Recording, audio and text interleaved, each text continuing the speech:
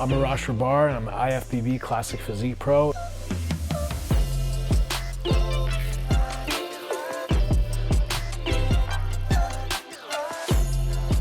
Yeah, well, my family pretty much escaped the Iranian Revolution in 1980. So I was born in Iran, and in '81 came over here with my mom, dad, and sister, and pretty much grew up in the US my whole life. And my dad got me involved in martial arts at a really, really early age. And I think at like 12 years old, I asked my parents to get me some dumbbells, and I had some like little makeshift weights at home. By 16, 17, I was a full-blown bodybuilder. I wasn't competing and didn't have anyone around me to even mentor me or show me what to do or how to do it, but I did my own research, and I was training 6 days a week, drinking a gallon of water a day, and meal prepping, making my own meals, and eating 5-6 meals a day.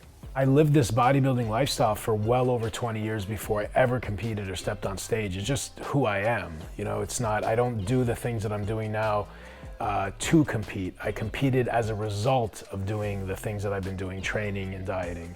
With or without competing, my lifestyle, the way that I eat and train, would remain the same.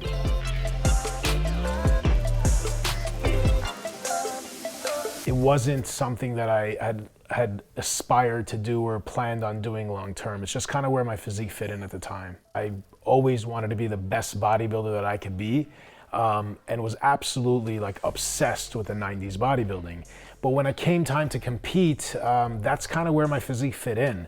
I probably would have done well in a couple amateur bodybuilding competitions, but I wouldn't have gone very far. So at that time, that was the size I was. It fit men's physique. The Classic Physique division was announced. Did you immediately jump to the transition? You're like, I'm doing this? Within seconds of hearing the announcement, absolutely. When I heard it, it was just like, all right, this is why I was doing what I was doing for 20 years. If you asked me why I was dieting so rigorously and training so intensely before I ever competed, I didn't, the answer was just, it feels right. That was really the only reason. So when they announced Classic Physique, I said, this is my time. This is what I was doing this for all these years. And it wasn't even more than a second of a thought. I was 100%, I was all in the next day.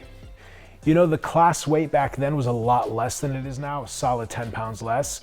I was close to it, but obviously not in the look and condition that I needed to be. My training didn't change that much. I've always been a bodybuilder. I always trained very heavy. Even when I was a men's physique competitor, it wasn't very big, but if you watch videos of me training, I always trained with high intensity, and I was pretty strong. So I just ate more and I grew. I allowed my body to grow. Whereas for men's physique, my diet was a lot more strict, and I kind of over dieted to make the look and the size, and did a lot of cardio. But for Classic, I just focused more on building my legs, bringing up certain body parts. My upper body was pretty well developed. Granted, I'd been training for over 20 years at that time. So it was just a matter of bringing up certain areas and eating a lot more, especially when in prep. Nutrition is so important. Even if you're not a competitive bodybuilder, it'll make or break you. The difference between someone being 60% on nutrition and 85, 90% is drastic. Like, you can train hours and hours a day. You can hit PRs. You can, do different intensity techniques and bust your ass in the gym. But if you're not eating properly, you're not going to look the way you want to look. You're not going to grow muscle. You're not going to lose body fat. I learned this luckily very, very early on. So literally in my teens and high school, I realized how important nutrition was, and I started eating right. And I think genetics plays a big role. I think guys that are really genetically gifted and just grow looking at weights, they don't need to do so much research and learn. But for me, I was emulating and looking up to the bodybuilders of the 90s, and I looked nothing like them. And I trained and I busted my ass, but I wasn't making leaps and bounds. So I just kept researching and reading. Everywhere that I looked, every video that I saw, every bodybuilder, it was all about food. So I started shopping myself. My mom and my dad and my sister had one fridge. I had my own fridge. I started meal prepping at like 16 years old. And it made a huge difference. I didn't look competition ready, but I grew at a much faster rate. So in my late teens to my mid 20s, I grew a lot, and I dedicate all that growth to not only training hard, but the nutrition. There's always these debates about what's the best way to train, what creates the most hypertrophy, right? Muscle growth. Is it heavy weight, low volume? Is it higher volume, lighter weight? And you know, the answer is pretty simple. It's intensity. You can grow muscle and you can create muscle hypertrophy with everything, with all different intensity techniques, with high reps, lighter weight, with heavier weight, lower reps. But the key is intensity. And I see people following different programs, listening to different coaches, having a gym bag full of all these toys and gadgets to make your muscles grow, but I don't see enough guys training with intensity.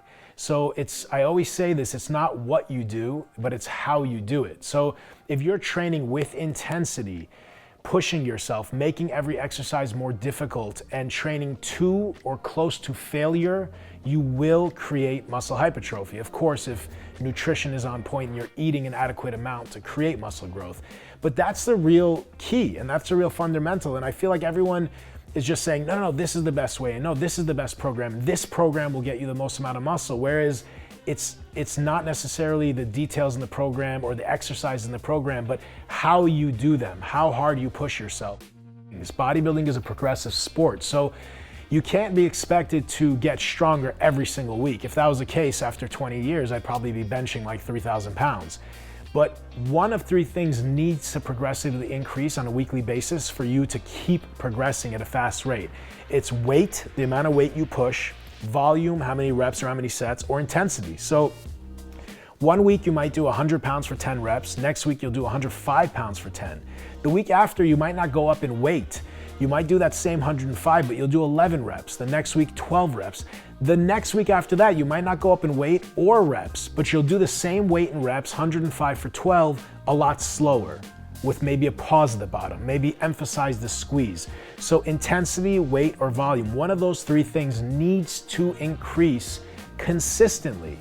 And that is why so many people in gyms, when you look around, and everyone you've been training around for the past year or 2 years, kind of look the same, because they hit a wall, they hit a plateau. Your first year of training is like your first year of living, like from day one, a baby, to day 365 is the most they'll ever grow in their lives. They never grow at that rate again.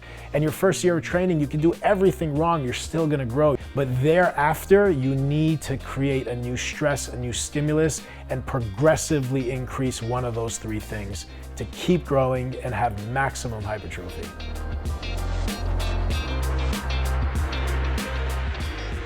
Are you going to compete this year?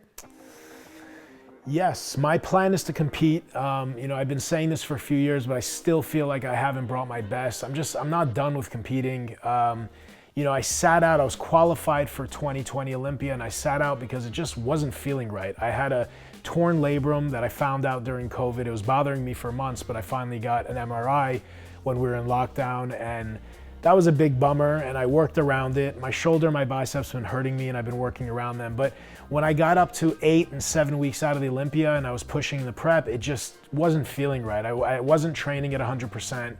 Almost every single body part I was training was problematic, and it just didn't feel good. And I knew for me to get back in that top 5, or top 3, I had to be at 100%. I had to drastically improve, and I wasn't sure if that was gonna happen. So that's why I pulled out. For 2021, my goal is to be 100% healthy, get rid of these injuries and this pain, and be able to progress. I know what I need to do in my physique to get back up there in the top 5, and I will compete when I feel like I'm there mentally and physically, and I'm just feeling a lot better.